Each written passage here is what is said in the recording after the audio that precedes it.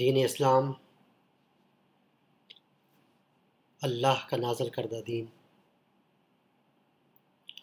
وہی دین اسلام ہے جو آدم علیہ السلام سے لے کر رہتی دنیا تک کے انسانوں کے لیے ایک ہی دین، ایک ہی طریقہ ہے۔ وہی دین اسلام۔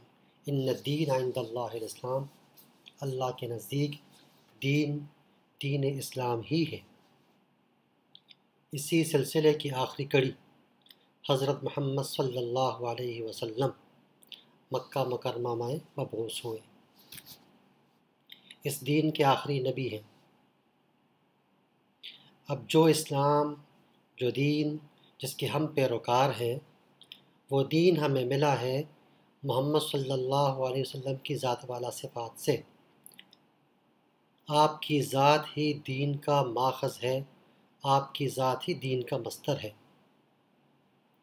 آپ صلی اللہ علیہ وسلم سے ہمیں قرآن ملا جیسا کہ وہ نازل ہوا، حرف بحرف، اور وہ قرآن شروع سے آخر تک اول دن سے محفوظ ہے، اور 1400 سال گزرنے کے بعد بھی وہ تحریری شکل میں ہمارے پاس موجود ہے اور حفاظ کرام کے سینوں میں محفوظ ہے۔ اب جو قرآن، جو ہدایت آپ صلی اللہ علیہ وسلم رب کی طرف سے لے کے آئے ہیں، اب آپ نے اس قرآن کی تفسیر بھی کی، اس کی تشریح بھی کی، بلکہ اس کے الفاظ کے مطالب اور معانی بھی ہم پہ واضح کیے، اور جو طریقہ کار اس کے اندر تھا وہ آپ نے عملی طور پر ہمیں کر کے دکھایا اور سمجھایا۔ صرف اس کے الفاظ کی تعلیم نہیں دی، بلکہ عملی شکل میں اس کے نظام کو، اس کے احکامات کو متشکل کیا، ہمارے سامنے عملی طور پر کر کے دکھایا، اس لیے کہ آپ ہی اسوہ حسنہ ہیں۔ آپ ہی قرآن لائے اور آپ ہی نے اس کی توضیح و تشریح کی اور صحابہ کرام کو سمجھایا، کس لفظ کا کیا مطلب ہے، کس حکم سے کیا مراد ہے، کس حکم کی ادائیگی کس طریقے سے کرنی ہے۔ وہ سارے کے سارے طریقے حدیث کا موضوع بن گئے۔ میرے پیارے نبی صلی اللہ علیہ وسلم کی جو باتیں ہیں، جو اقوال زرعی ہیں، جو حکمت بھری باتیں ہیں، وہ حدیث ہیں۔ آپ صلی اللہ علیہ وسلم نے جو طریقہ، جس طریقے سے زندگی گزاری، جس طریقے سے شب و روز گزارے، جس طریقے سے عبادات اور معاملات کیے، وہی ہماری اہل سنت، وہی ہمارے لیے طریقہ، وہی ہمارے لیے اسوہ حسنہ ہے، اور وہی طریقہ متبع ہے ہمارے لیے کہ ہم نے اس کی پیروی کرنی ہے اپنی عملی زندگی کے اندر۔ جس کام کو آپ نے دیکھا چپ رہے، اس کا مطلب ہے کہ وہ کام صحیح ہے، قرآن و سنت کی روح کے موافق ہے، اس کے منافی نہیں ہے، وہ تقریر ہو گئی سنت کی۔ خود قرآن کے اندر بھی بے شمار مقامات پر اس بات کا ذکر آیا ہے کہ نبی صلی اللہ علیہ وسلم کی زندگی میں تمہارے لیے نمونہ ہے، اس کو سنو، اس کی اتباع کرو۔ جس نے ان کی اتباع کی، اس نے اللہ کی اتباع کی، یعنی قرآن اور سنت دونوں کی اتباع فرض ہے ہمارے اوپر۔ قرآن میں آتا ہے سورہ حشر میں کہ مَن یُطِعِ الرَّسُولَ مَا آتَاکُمُ الرَّسُولُ فَخُذُوهُ وَمَا نَهَاکُمْ عَنْهُ فَانتَهُوا۔ یہ نبی جس کام کا حکم دے اس کو پکڑو، اس کو ادا کرو، جس کام سے روکے اس کام سے رک جاؤ، کہ نبی کا فرمانا کہ یہ کام کرو وہ دین ہے، نبی کا یہ کہنا کہ اس کام سے رک جاؤ، اس کام سے رک جانا ہی دین ہے۔ وَمَن يُطِعِ الرَّسُولَ فَقَدْ أَطَاعَ اللَّهَ، سورہ نساء میں ہے کہ جس نے رسول کی اطاعت کی، رسول کا اتباع کیا، رسول کی بات سنی اور عمل کیا، رسول کے کام کرتے ہوئے دیکھا اور اس پہ عمل کیا ہے، بس تحقیق اس نے اللہ کی اطاعت کی۔ کیونکہ وَمَا يَنطِقُ عَنِ الْهَوَىٰ إِنْ هُوَ إِلَّا وَحْيٌ يُوحَىٰ، کہ آپ صلی اللہ علیہ وسلم اپنی طرف سے کوئی بات نہیں کرتے، جو بات بھی آپ کرتے ہیں وہ اللہ کی طرف سے آپ کو حکم دیا گیا ہوتا ہے۔ وہ حکم قرآن کی آیات کی شکل میں ہوتا ہے یا قرآن کی آیات کے علاوہ بھی آپ کو احکامات ملتے ہیں، آپ کو باتیں بتائی جاتی ہیں جبریل امین کے ذریعے، چاہے خواب کی شکل میں ہے چاہے القاء کی شکل میں، وہی باتیں جو قرآن کے علاوہ بھی ہیں وہ باتیں بھی آپ نے صحابہ کرام کو سنائی، وہ باتیں بھی ہمارے لیے قابل اتباع ہیں، کیونکہ آپ صلی اللہ علیہ وسلم کی حدیث ہے الا انی اوتیت القرآن ومثلہ معہ، یعنی قرآن بھی دیا گیا ہے، قرآن کے مثل دوسری چیزیں بھی دی گئی ہیں۔ وہ دوسری چیزیں کیا ہیں؟ وہ دوسری چیزیں جو دی گئی ہیں، کیا اس کا ماننا بھی ہمارے لیے فرض اور اس پہ عمل کرنا بھی ہمارے لیے فرض اور ضروری ہے؟ جی ہاں، وہ سنت ہے جو قرآن کی طرح ہی ہمارے لیے معتبر ہیں، قرآن کی طرح ہی ہم اس کی اتباع بھی کریں گے، اس پر عمل بھی کریں گے۔ ایک اور بہت پیاری حدیث آپ صلی اللہ علیہ وسلم کی، کیا آپ صلی اللہ علیہ وسلم نے فرمایا اللہم ارحم خلفائی، اے اللہ رحم فرما ہمارے خلفاء پر۔ تو صحابہ نے پوچھا کون ہے؟ کہ الذین یأتون من بعدی یروون الحدیث ویعلمونہ الناس، یعنی جو میرے بعد آئیں گے اور میری احادیث لوگوں سے بیان کریں گے اور لوگوں کو اس کی تعلیم بھی دیں گے۔ علم حدیث کا جاننا انتہائی ضروری ہے، یہی علم حدیث قرآن کو سمجھنے کے لیے، احکام شریعت کو سمجھنے کے لیے انتہائی ضروری ہے۔ علم حدیث کو سمجھے بغیر قرآن کا حقیقی مفہوم کا ادراک کرنا، اپنے دین کو صحیح طور پر سمجھنا ناممکن ہے۔ حدیث کے بغیر یہ دین نامکمل ہے۔ علم حدیث اور سنت کے بغیر یہ دین قابل قبول نہیں ہے، یہ دین ادھورا ہے۔ صرف اور صرف قرآن کی روشنی میں، عربی دانی کے ذریعے اگر ہم سمجھیں کہ ہم قرآن کے مطالب مفاہیم کو سمجھ سکتے ہیں، اس پر عمل کر سکتے ہیں، یہ تو یہ کم علمی کی بات ہے۔ حدیث ہی وہ چیز ہے جو ہمیں رہنمائی کرتی ہے قرآن فہمی کے اندر، جو رہنمائی کرتی ہے ہمیں پورے کے پورے نظام کے اوپر، پورے کے پورے دین کے اوپر، یہ کرتی ہے۔ علامہ بدر الدین عینی بہت بڑے محدث گزرے ہیں، وہ تعریف کرتے کہ علم حدیث کیا چیز ہے، تو انہوں نے کہا کہ علم یعرف به اقوال رسول اللہ صلی اللہ علیہ وسلم افعالہ و احوالہ، جو بات میں پہلے عرض کر چکا ہوں کہ آپ صلی اللہ علیہ وسلم کے اقوال، جو باتیں آپ نے کہیں، جن کا حکم دیا آپ لوگوں نے، جو بات آپ لوگوں کو سنائی، جو کام، جو طریقہ جس پر آپ ساری زندگی قائم رہے اور تواتر کے ساتھ کرتے رہے، جس کام کو آپ نے دیکھا کسی کو کرتے ہوئے اور اس پر خاموش رہے، تو یہ سنت ہے۔ یہ ہے وہ تعریف جو علامہ بدر الدین عینی صاحب نے کی ہے۔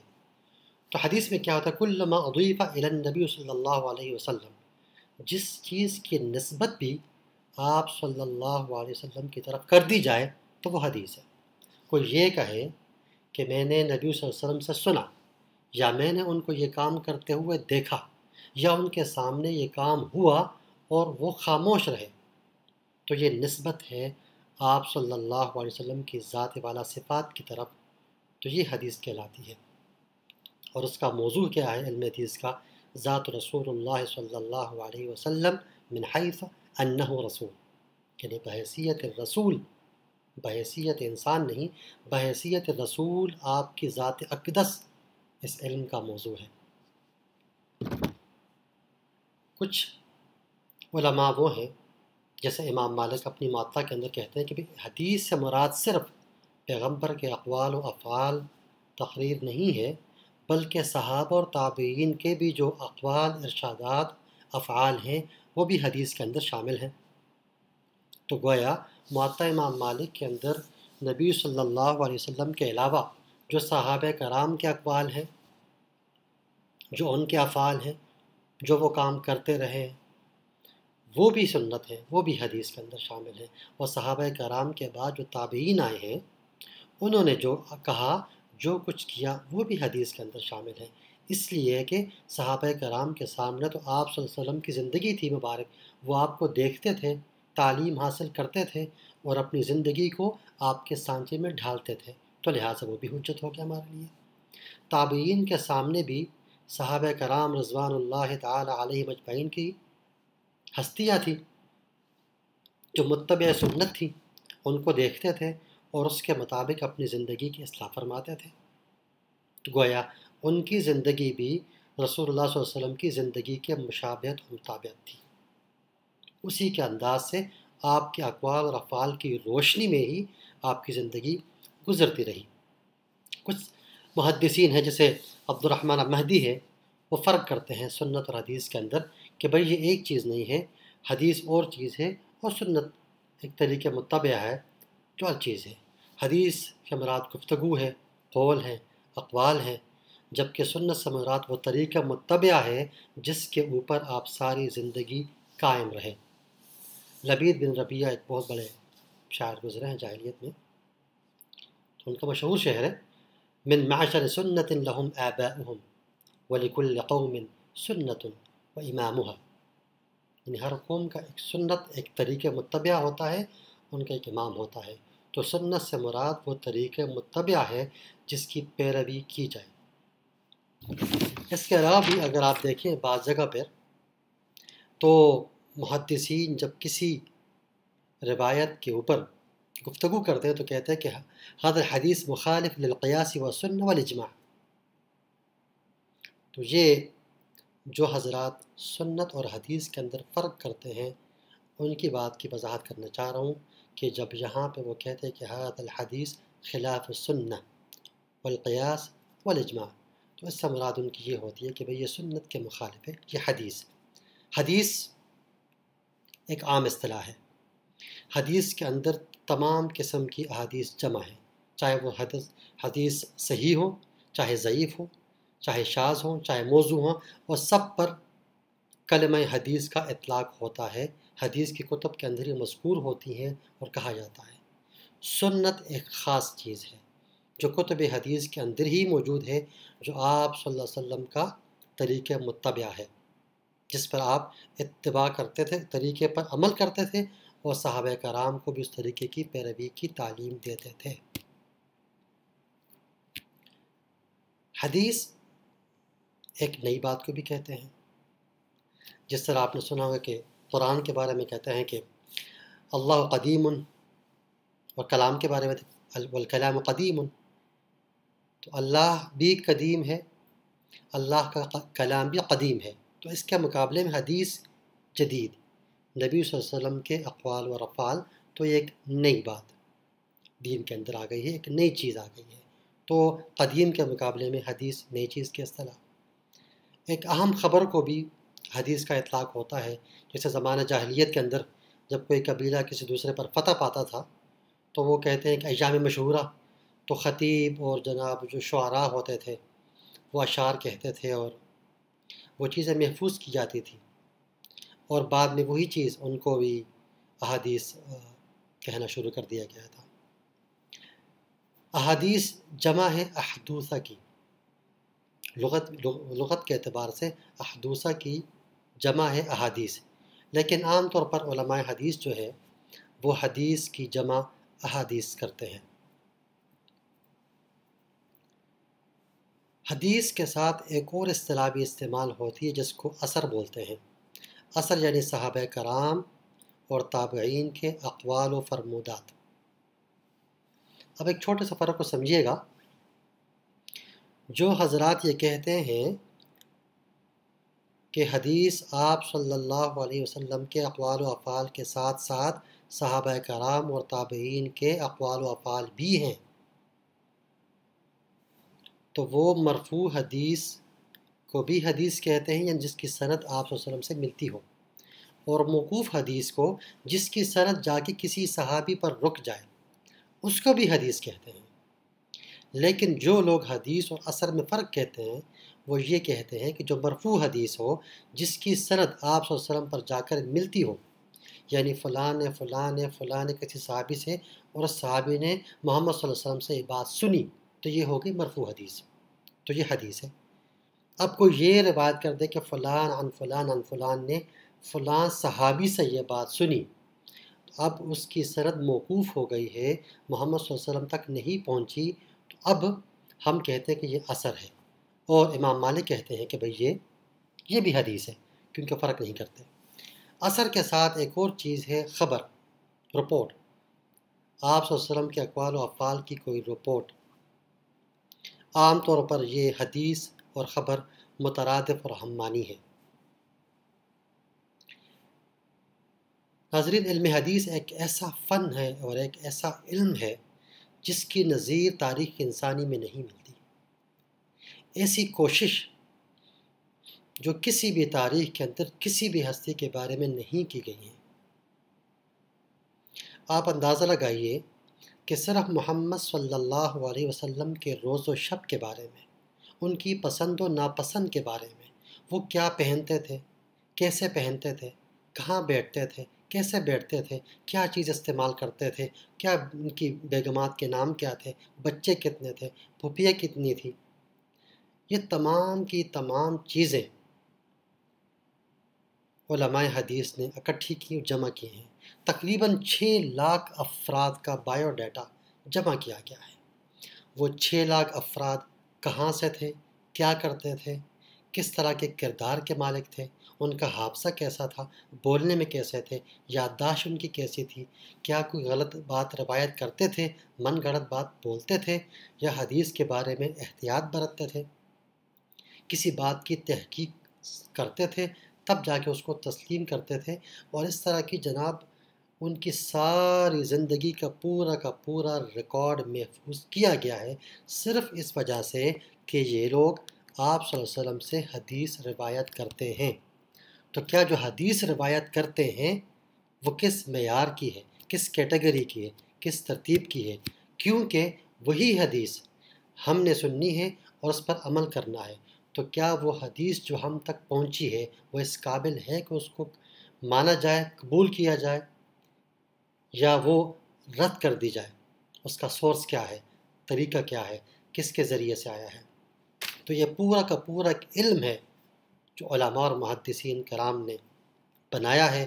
ان کی کوششیں پوری زندگیاں وقف کی گئی اس علم کے اندر، تاکہ ایک چیز اس دین کی حفاظت کر دیں، اس کو کوڈیفائڈ کر دیں، اس کو تحریری شکل میں لے کے آئیں، تاکہ مسلمانوں کے لیے اس پورے کے پورے ذخیرے دین کو سمجھنے اور عمل کرنے کے لیے آسانی ہو۔ اس دین کی کوڈیفیکیشن، اس کی تحریر آپ صلی اللہ علیہ وسلم کی زندگی میں ہی شروع ہو گئی تھی۔ بہت سارے صحابہ کرام تھے جنہوں نے آپ صلی اللہ علیہ وسلم سے احادیث سنی اور اس کو باقاعدہ تحریر کیا، لکھا اپنے پاس۔ 2 طرح کی احادیث اگر ہم دیکھیں تاریخ کا جائزہ تو ہمارے سامنے آتی ہیں، ایک ہیں سرکاری اور ایک ہیں غیر سرکاری۔ مثلا ہجرت حبشہ کے وقت آپ صلی اللہ علیہ وسلم نے ایک تحریری فرمان جعفر طیار کو دیا تھا، نجاشی بادشاہ کے نام، وہ ایک مراسلہ ہو گیا۔ اس کے علاوہ تمیم داری کو کچھ جاگیر دینے کے لیے آپ نے باقاعدہ ایک تحریری ضمانت اس کو دی تھی۔ اور مشہور واقعہ، جب آپ ہجرت کر رہے تھے اور سراقہ آپ کا سراغ لگانے میں کامیاب ہو گیا اور آپ کے پاس پہنچ آیا، تو آپ نے اس کو اپنے غلام کے ذریعے امن کا پروانہ لکھ کر دیا تھا۔ اس کو عامر بن فہرہ نام تھا اپنے غلام کا، قلم دبات آپ کے پاس موجود تھی جو آپ نے اس کو امن کا پروانہ لکھ کے دیا۔ یہ بھی سرکاری فرمان آپ صلی اللہ علیہ وسلم کی زندگی میں جو چیزیں لکھی گئی تھیں اس کا ریکارڈ ہے۔ ہجرت کے بعد جب آپ مدینہ آئے تو آپ نے کام کیا کہ آپ نے مردم شماری کی۔ تقریباً مسلمانوں کی تعداد 1500 تھی۔ تو معلوم ہوتا ہے کہ ہجرت کے بعد شروع کا اوائل کا ہی واقعہ ہے کہ مردم شماری کر کے آپ نے تمام مسلمانوں کے ناموں کا اندراج کیا۔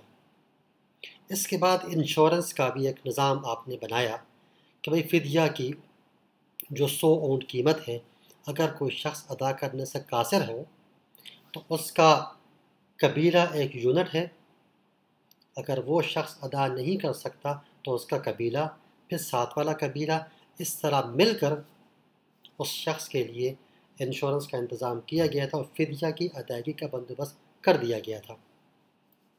دیگر فرمانرواؤں کو خطوط بھیجے آپ نے، اپنے جو آس پاس کے قبائل تھے ہجرت کے بعد ان کے پاس گئے، ان سے حلیفی معاہدے کیے، امن کے معاہدے کیے، اور ایک دستور مرتب کیا جو تقریباً 50-52 دفعات کا تھا، جس میں شہری نظم و نسق کے بارے میں قوانین اور دفعات متعین کر دی تھیں۔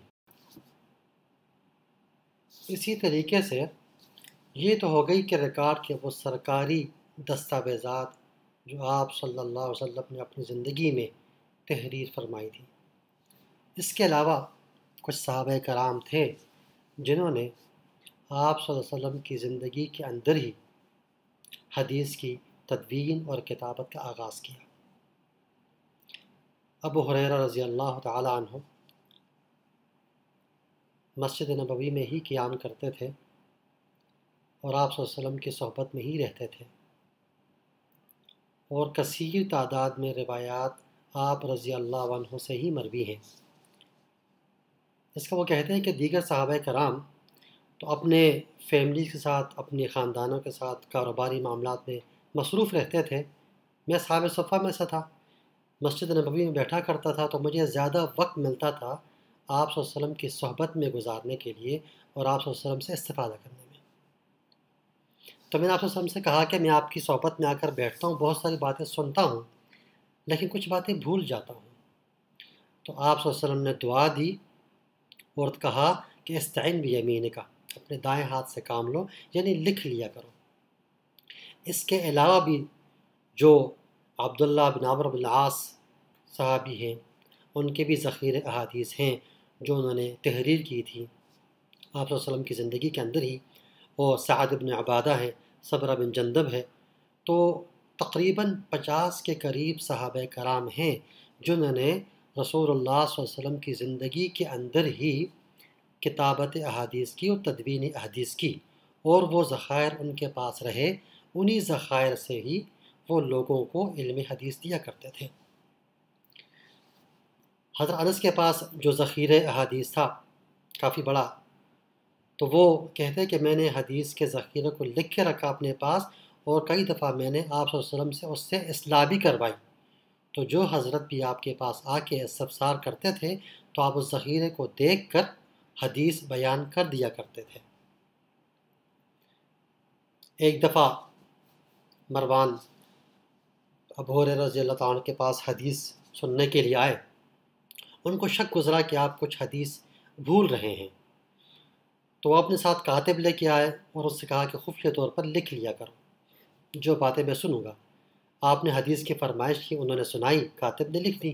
کچھ عرصے بعد دوبارہ آنا ہوا آپ کی خدمت میں، تو دوبارہ آ گئے، ان سے کہا کہ وہی حدیث سنائیے۔ تو ابو ہریرہ نے وہ حدیث سنانی شروع کر دی، سنا دی، تو منعاً وہی حدیث دوبارہ کر دی، اس کے اندر کوئی تبدیلی اور نہیں کہ نہ ہی کوئی چیز بھولے۔ تو انہوں نے مروان نے کہا کہ بھئی آپ نے تو، مجھے شک گزرا تھا کہ آپ بھول جاتے ہیں احادیث کو، تو میں نے لکھ لی تھی آپ کا امتحان لینے کے لیے، تو الحمدللہ آپ کچھ بات نہیں بھولتے، بلکہ حدیث کو صحیح طریقے سے آپ کے ضبط ہے اور اس کے حفظ کیا ہوا اور صحیح طریقے سے بیان کرتے ہیں۔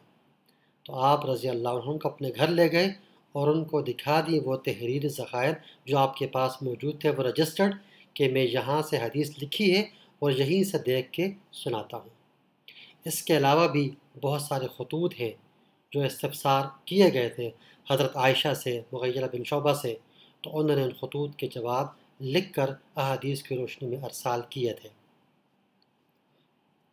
تو ہم یہ کہہ سکتے ہیں کہ تدوین حدیث کا آغاز 200 سے 300 سال بعد امام بخاری، امام مسلم اور دیگر امام موطا، امام مالک سے نہیں ہوئی، بلکہ آپ صلی اللہ علیہ وسلم کی زندگی میں ہی ہوئی۔ سب سے پہلے صحابہ وار احادیث مرتب ہوئیں، صحابہ کرام نے حدیث کے ذخیرے کو مرتب کیا اور لکھا، اور صحابہ کرام کے پاس ہی آ کر لوگ احادیث کی تعلیم حاصل کرتے تھے اور پھر جا کر لوگوں کو سناتے تھے۔ تو صحابہ وار احادیث کی تدوین ہوئی، صحابہ کرام کے بعد تابعین آئے، انہوں نے حدیث کی تدوین کی، اور اس کے بعد تبع تابعین آئے، ہزاروں کی تعداد میں انہوں نے حدیث کی تدوین کی اور مرتب کر کے کتابی شکل میں ہمارے سامنے لے کے آ گئے۔ ناظرین، یہ علم حدیث ایک بہت بڑا فن ہے۔ اس کو کس طریقے سے سمجھنا ہے، یہ کون سا فن ہے، حدیث کی کتابیں کس طرح مرتب ہوتی ہیں، اس سے استفادے کے طریقہ کیا ہے، علماء نے استنباط احکام کس طرح کیے ہیں، ہم کس طرح ان احادیث کو پڑھ سکتے ہیں اور سمجھ سکتے ہیں اور اپنے شریعت کے احکامات اس میں سے اخذ کر سکتے ہیں اور احکام شریعت کو ایک ترتیب دے سکتے ہیں۔ اس کے لیے علماء کرام نے، محدثین کرام نے کچھ قواعد اور ضوابط بنائے ہیں جو صدیوں سے متداول ہیں۔ تو ان قواعد و ضوابط کی روشنی میں ہی ہم علم حدیث کو سمجھ سکتے ہیں۔